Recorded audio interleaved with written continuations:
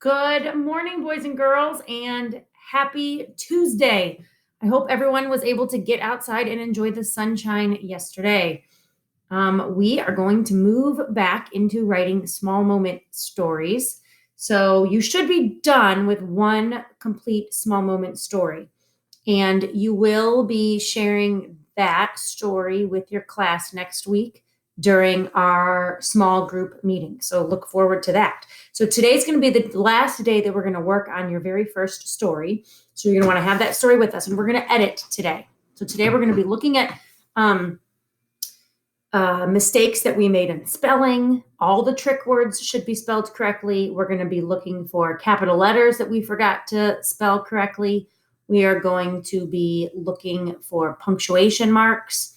And we're going to look specifically at dialogue. So if there is somebody in your story that's talking, you want to make sure that you put those quotation marks around what they say. So this is an example of craft dialogue. Remember that craft poster is an example of showing craft and bringing your story to life. So if in your story somebody says, "Whoa, wow, that's great," said Mom.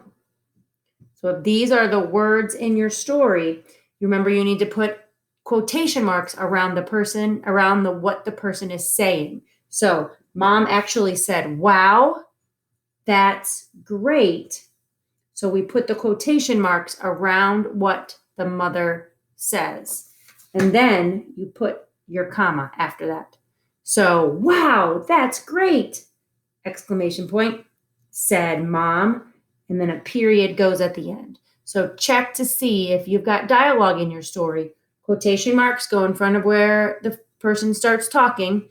They go after the sentence of what the person says. There goes an exclamation point if you want to make it sound like there's expression. And then there is a comma. So your voice pauses when you read that. "Wow, that's great," said Mom. Remember, you don't have to use the word said. You could use the word yelled or screamed. You can, as you're going back to reread your story, think of a word that makes better sense. So a word that helps your reader understand your story even more. And you can make some edits today. That's what today is all about. Rereading, checking for finger spacing. If there's two words that are really close together, spread those words out. So go back and think, what can I do to make this story better? And then fix it. Maybe you read and you only find one mistake, and that's okay. Everybody will have different numbers of mistakes. So the first thing to do is to edit that story. The second thing to do is to think about your next story. So if you remember this information sheet, we filled out all the way on March 14th when we first started writing about small moment stories. And you see that you came up with 6 different stories that were only 4 to 10 minutes long, or 2 to 10 minutes long, and you wrote them down. So I wrote about headstand here. My next story that I'm going to write about is basement flood. So you want to choose the next small moment story that you're going to write. Then you're going to print off another planning sheet, and you're going to complete this planning sheet. Okay, so you're going to fill in the beginning, the middle, and the end. And remember, you don't have to write incomplete sentences. This planning sheet is just for you to brainstorm your ideas. So the first thing you're going to think about is the characters. Who was there? My story is about when the basement flooded. So I have Josh, or Mr. Fitzgerald is there, Jack, and Bennett. The setting, remember the setting is where and when the story takes place. And I made this little chart to help you. Where and when.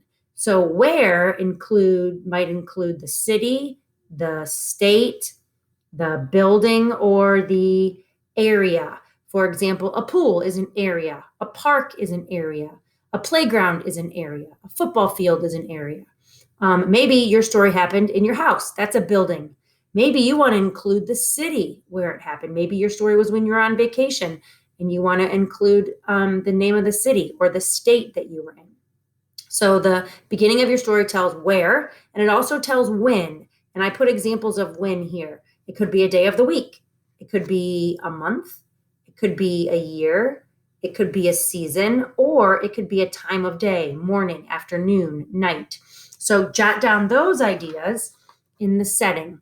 My story takes place at our house in the early morning, the last day of spring break. So be as specific as you can here. I could have just said spring break, but I want to help my reader understand. So I said the last day of spring break. The main event, remember, you don't have to fill in a bunch of sentences here. You just write down what is the big thing that happens in your story. The big thing that happens in my story is that our basement flooded. Tell your feelings and the lesson you learned.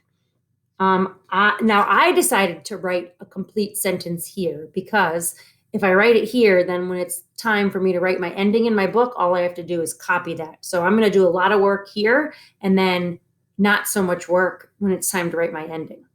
I felt thankful that Mr. Fitz is a problem solver. I learned that teamwork makes the dream work. So think about how you're feeling at the end of your story and think about what lesson that you learned. And that is all for today. You're editing your story we wrote last week, your small moment story, and then we are getting ready to begin our second story by writing our brainstorming small moment planner. All right, please let me know if you have any questions. Good luck, and I cannot wait to hear about your stories.